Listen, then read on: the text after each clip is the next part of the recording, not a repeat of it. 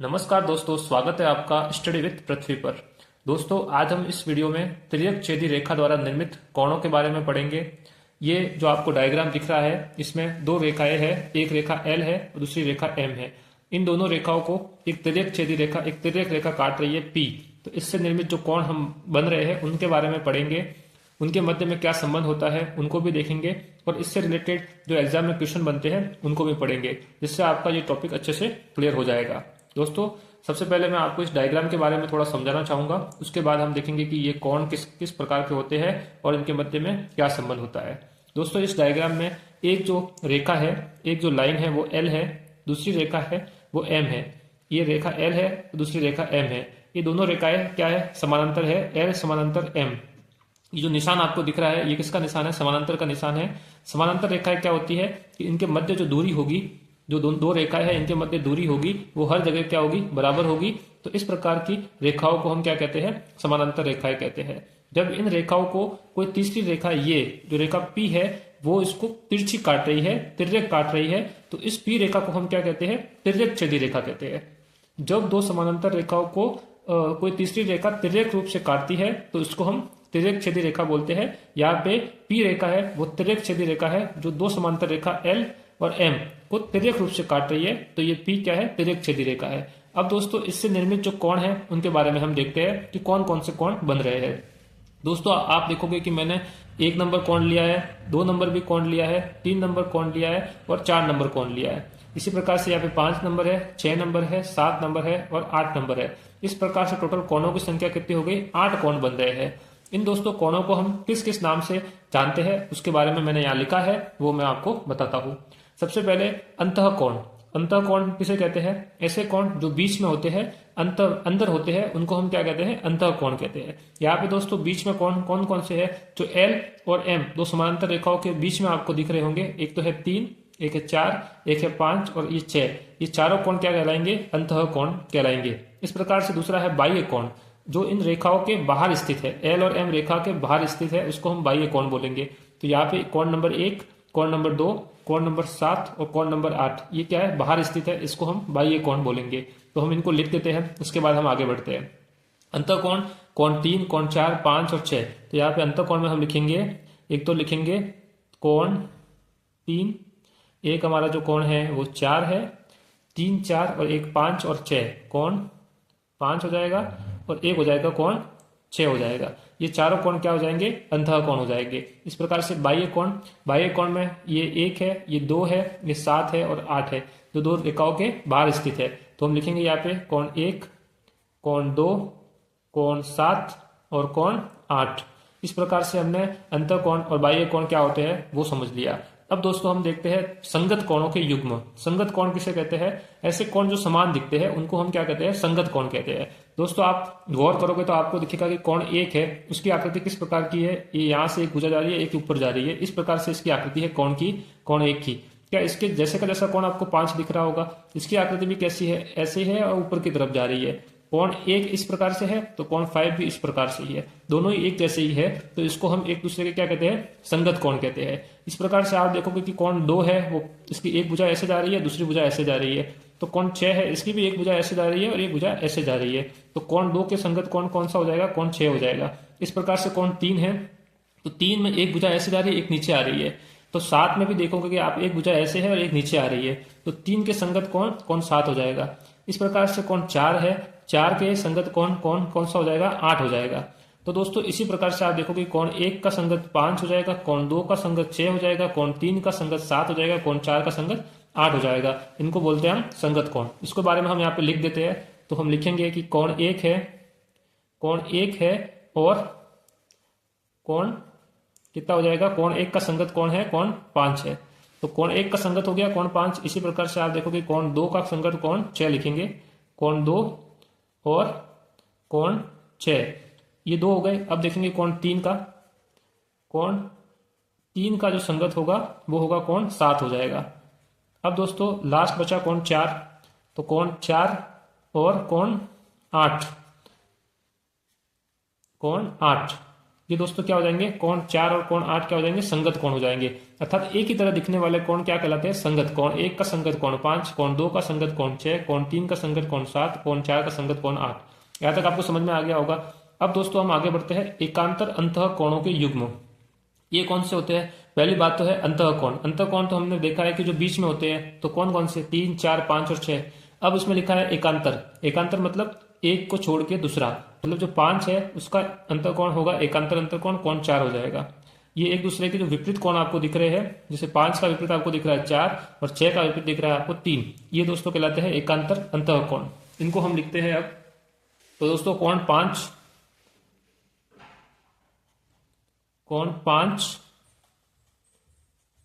और कोण 4, ये दोस्तों हो जाएंगे एकांतर अंतःकोण। इस प्रकार से कोण 6 और कोण 3, तो इसको हम लिखेंगे कोण 6 और लिखते हैं कोण 3। तो दोस्तों यहां तक आपको समझ में आ गया कि एकांतर अंतःकोण क्या होते हैं। अब दोस्तों देखते हैं एकांतर बाह्य कोण। तो बाह्य कोण कौन से हो गए, कोण 1, 2, 7 और 8, जो हमने यहाँ पे लिखा है बाह्य कोण, कोण 1, 2, 7 और 8। जिस प्रकार से एकांतर लेना है तो हमें इसी प्रकार से लेना है। कोण जो 7 है इसका एकांतर कोण बाह्य कोण 2 हो जाएगा। इसी प्रकार से कोण 8 है, इसका एकांतर बाह्य कोण कोण 1 हो जाएगा। तो वही हम यहाँ पे लिखेंगे। तो कोण 7 और हो जाएगा इसके साथ में, कोण 7 का हो जाएगा कोण 2 और हो जाएगा कोण 8। कोण 8 का क्या हो जाएगा दोस्तों, कोण 1 हो जाएगा। तो दोस्तों इस प्रकार से अगर दो समानांतर रेखाएं हैं L और M, उनको एक तिर्यक छेदी रेखा P काटती है, तो जो कोण बनते हैं उसमें से जो अंतःकोण क्या होते हैं, बाह्य कोण क्या होते हैं, संगत कोणों के युग्म क्या होते हैं, एकांतर अंतःकोणों के युग्म क्या होते हैं और एकांतर बाह्य कोणों के युग्म क्या होते हैं, वो आपने समझ लिया होगा। अब दोस्तों हम इसमें इनके मध्य कुछ संबंध होते हैं, इन कोणों के मध्य कुछ संबंध होते हैं, उनको देखते हैं। उसके बाद में इससे रिलेटेड जो भी क्वेश्चन एग्जाम में बनते हैं उनको भी हम समझते हैं। अब दोस्तों हम देखते हैं कि इन कोणों के मध्य में क्या संबंध होता है। जब भी दो समांतर रेखाओं को कोई तीसरी रेखा जो तिर्यक रेखा होती है वो काटती है, तो इससे जो निर्मित कोण होते हैं उनके मध्य में जो संबंध होता है उसके बारे में हम देखते हैं। दोस्तों यहाँ पे 3 प्रकार के संबंध होते हैं, उनको हमें समझना है। इससे रिलेटेड एग्जाम में क्वेश्चन हमेशा बनता है। दोस्तों सबसे पहला संबंध है कि संगत कोण समान होते हैं। संगत कोण क्या होते हैं, समान होते हैं। संगत कोण कौन कौन से है दोस्तों, कोण 1 का संगत कोण 5 है, जो समान समान दिखते हैं। कोण 1 का संगत कोण 5 हो जाएगा, कोण 2 का संगत कोण 6 हो जाएगा, कोण 3 का संगत कोण 7 हो जाएगा और कोण 4 का संगत कोण 8 हो जाएगा। संगत कोण क्या होते हैं, बराबर होते हैं। तो इसको हम यहाँ पे लिखते हैं कि संगत कोण किस प्रकार से बराबर होते हैं। कोण 1 के बराबर हो जाएगा, कोण 1 का संगत कोण 5 है तो ये बराबर हो गया। इस प्रकार से कोण 2 ले लीजिए, कोण 2 का संगत कोण 6 हो जाएगा, ये बराबर हो जाएंगे। कोण 3 का संगत ले लीजिए, कोण 3 का संगत कोण 7 है, ये बराबर हो गया। और कोण 4 है, इसका संगत कोण 8 है, ये भी बराबर हो गया। तो पहला संबंध आपको समझ में आ गया होगा कि संगत कोण क्या होते हैं, समान होते हैं। और संगत कोण किसे कहते हैं, जो कोण एक जैसे दिखते हैं उसको हम क्या कहते हैं, संगत कोण कहते हैं।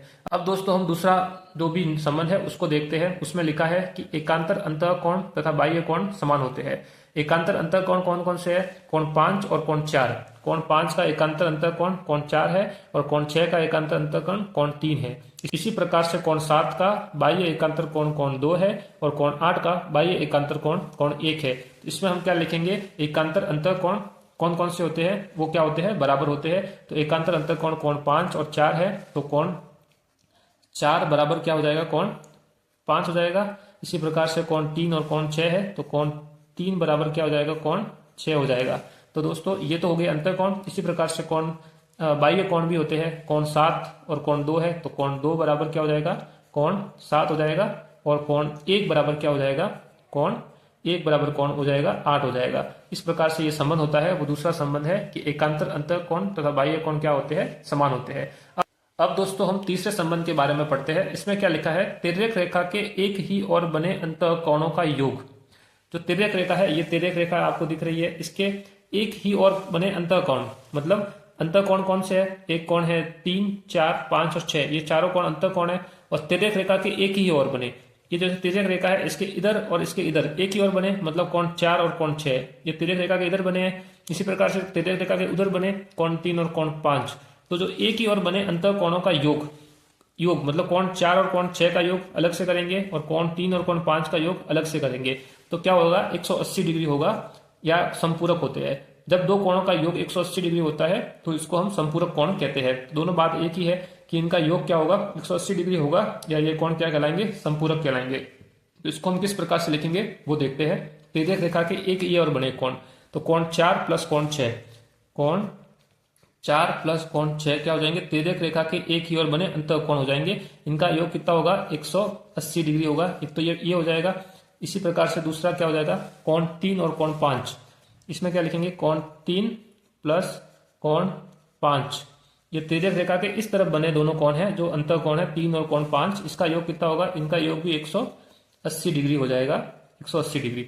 इस प्रकार से दोस्तों ये तीन संबंध है कोणों के रिलेटेड। जो कोण ये बने हैं उनके मध्य में संगत कोण क्या होते हैं, समान होते हैं। एकांतर अंतः कोण तथा एकांतर बाह्य कोण क्या होते हैं, समान होते हैं। और तिर्यक रेखा के एक ही ओर बने अंतः कोणों का योग 180 डिग्री होता है। इन तीनों संबंधों को आपको याद रखना है। तो दोस्तों जो हमने नियम पढ़े थे उनसे रिलेटेड जो क्वेश्चंस है जो एग्जाम में बनते हैं उनके बारे में हम देखते हैं। दोस्तों यहाँ पे पहला क्वेश्चन हमें दिया है कि हमें दो रेखाएं दी है, एक रेखा दी है एल, दूसरी रेखा दी है एम। दोनों ही क्या है, पैरेलल है। एल पैरेलल है एम के। एल और एम क्या है, पैरेलल है, समानांतर है। और एक तिर्यक रेखा है पी जो इसको काट रही है। और एक कोण हमें दिया है 110 डिग्री का, और हमें एक कोण ये एक्स का मान हमें निकालना है। तो दोस्तों ये कोण है, उसके बीच में आप देखोगे कि ये 110 डिग्री है। तो क्या ये x का मान है, ये 110 डिग्री से कुछ रिलेट करता है, इसके मध्य कोई संबंध है? तो जो हमने कोणों के मध्य संबंध पढ़ा था उसमें हम जो हमारा पहला नियम था कि संगत कोण क्या होते हैं, बराबर होते हैं। तो दोस्तों क्या ये कोण जो 110 डिग्री का है और ये x डिग्री है, ये दोनों क्या संगत कोण है? संगत कोण मतलब जो एक जैसे कोण होते हैं। कोण 1 का संगत कोण 5 होता है, कोण 2 का संगत कोण 6 होता है, कोण 3 का संगत कोण 7 होता है, और कोण 4 का संगत कोण 8 होता है। तो ये 1 है, कोण 1 नंबर इधर ही होता है, कोण 1 का संगत कोण 5 नंबर होता है। तो संगत कोण क्या होते हैं, बराबर होते हैं। ये अपना नियम नंबर 1 है। तो ये x का मान क्या होगा दोस्तों, x का मान होगा 110 डिग्री। क्यों होगा, क्योंकि कोण x है वो इस कोण के क्या है, संगत कोण है, और संगत कोण का मान क्या होता है, बराबर होता है। तो दोस्तों वो नियम आपको आने चाहिए, तभी आप इस x का मान निकाल सकते हो। अब दोस्तों हमारा दूसरा क्वेश्चन दिया रखा है। इसमें हमें दिया है एक कोण ये जो दिया है 130 डिग्री का, और हमें ये कोण x का मान हमें पूछा है। तो दोस्तों इन दोनों कोणों के मध्य में क्या संबंध है, वही दोस्तों दोनों जो रेखा है एल और एम दोनों ही समानांतर दी गई है, और एक तिर्यक रेखा पी इसको काट रही है। और इन दोनों कोणों के रिलेटेड क्या संबंध होगा वो हमें देखना पड़ेगा, तभी हम इस x का मान निकाल पाएंगे। तो ये 130 डिग्री है, तो इस x का मान क्या होगा दोस्तों, ये दोनों कोण क्या कहलाते हैं, ये दोनों कोण एकांतर कोण है और अंतः एकांतर कोण है। एकांतर कोण ऐसे जो अंतः एकांतर है। अंतः एकांतर कोण क्या होते हैं कि जैसे कि कोण ये है, इसका अंतः एकांतर कोण ये हो जाएगा। ये कोण है, इसका अंतः एकांतर कोण ये हो जाएगा। अंतः एकांतर कोण क्या होते हैं, बराबर होते हैं। ये हमारा नियम कौन सा है, कोणों के मध्य संबंध में दूसरे नंबर पे जो नियम था वो है कि अंतः एकांतर कोण और बाह्य एकांतर कोण क्या होते हैं, बराबर होते हैं दोस्तों। तो कोण x किसके बराबर होगा, 130 डिग्री के बराबर होगा। तो इसका मान क्या हो जाएगा दोस्तों, x का मान भी यहाँ पे क्या हो जाएगा, 130 डिग्री। और ये क्यों होगा, क्योंकि कोण x है वो 130 डिग्री के क्या है, अंतः एकांतर कोण है, जो नियम नंबर 2 कहता है। तो इस प्रकार से दोस्तों आपको ये 2 क्वेश्चन समझ में आ गए होंगे। अब हम 2 और क्वेश्चन है उनको लेते हैं। अब दोस्तों हम देखते हैं तीसरा क्वेश्चन। इसमें हमें 2 रेखाएं दी गई है, एल रेखा और एम रेखा। ये दोनों क्या है, समानांतर है। आपको दिख रही होगी कि ये भी इसी ओर जा रही है, ये भी इसी ओर जा रही है, और एक तिर्यक रेखा पी इसको काट रही है। तो दोस्तों इन दोनों कोणों के मध्य में क्या संबंध होता है वो हमें देखना है। इसमें दोस्तों ये संबंध होता है कि ये 70 डिग्री है, तो ये कोण इसका क्या कहलाता है, ये कोण दोस्तों इसका कहलाता है एकांतर बाह्य कोण कहलाता है। तो ये कोण है इसका एकांतर बाह्य कोण ये है, और ये कोण होगा इसका एकांतर बाह्य कोण ये हो जाएगा। तो इसका मध्य में क्या संबंध होगा कि x का मान क्या हो गया, एकांतर बाह्य कोण क्या होते हैं, बराबर होते हैं। तो x का मान क्या हो जाएगा दोस्तों, ये भी क्या हो जाएगा, 70 डिग्री हो जाएगा। क्यों होगा, क्योंकि एकांतर बाह्य कोण क्या होते हैं, बराबर होते हैं। ये भी नियम नंबर 2 में हमने सीखा है अभी। अब दोस्तों 4th क्वेश्चन है हमारा, वो हम देखते हैं। इसमें क्या दिया गया है, हमें 2 रेखाएं दी गई है। ये रेखा L है, एक रेखा दी है M। दोनों ही क्या है, समानांतर है, पैरेलल है। और एक तीसरी रेखा इसको P है, वो इसको तिर्यक रूप से काट रही है। अब हमें 2 कोण दिए गए हैं। पहला कोण हमें दिया है 60 डिग्री ये, और दूसरा कोण हमें दिया है x डिग्री।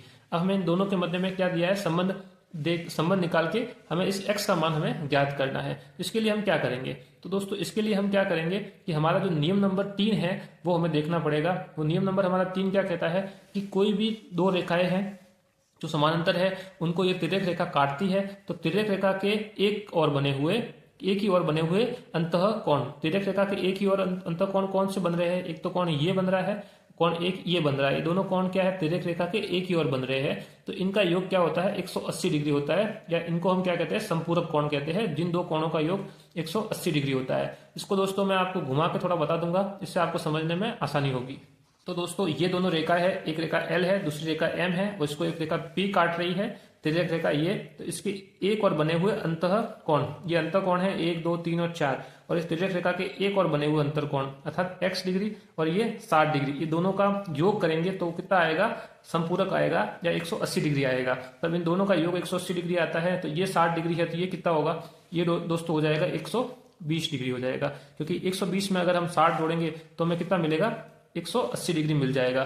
क्या मिलेगा? 180 डिग्री मिलेगा दोनों का योग। इस प्रकार से हम x का मान क्या देंगे? 120 डिग्री। क्यों देंगे? नियम हमारा जो संबंध 3 नंबर संबंध है वो ये कहता है कि कोई भी दो समांतर रेखा है, इसको एक तिर्यक रेखा काटती है, तो इसके एक और बने हुए अंतर कोणों का जो योग होगा वो क्या हो जाएगा? संपूरक होगा, या 180 डिग्री होगा। तो हमारे पास ये 60 डिग्री है, तो ये 120 डिग्री होगा, तभी इन दोनों का कोण 180 डिग्री होगा। इस प्रकार से दोस्तों हमने 4 क्वेश्चन लिए हैं, जो हमारे जो नियम है, कोणों के संबंधित संबंध है, उनके रिलेटेड हमने क्वेश्चन जो एग्जाम में बनते हैं वो लिए हैं। तो दोस्तों इस वीडियो में हमने तिर्यक छेदी रेखा जो दो समानांतर रेखाओं को काटती है, इससे रिलेटेड कौन कौन से कोण बनते हैं, इन कोणों के मध्य में क्या क्या संबंध होता है, और किस प्रकार से क्वेश्चन एग्जाम में बनते हैं वो हमने देखा। दोस्तों मैं आशा करता हूँ कि आपको वीडियो अच्छा लगा होगा। अगर वीडियो अच्छा लगा है तो वीडियो को लाइक कीजिए, अपने दोस्तों के साथ शेयर कीजिए। अगर आप हमारे चैनल पर नए हैं तो चैनल को सब्सक्राइब कीजिए। दोस्तों मिलते हैं नए वीडियो में नए टॉपिक के साथ। धन्यवाद।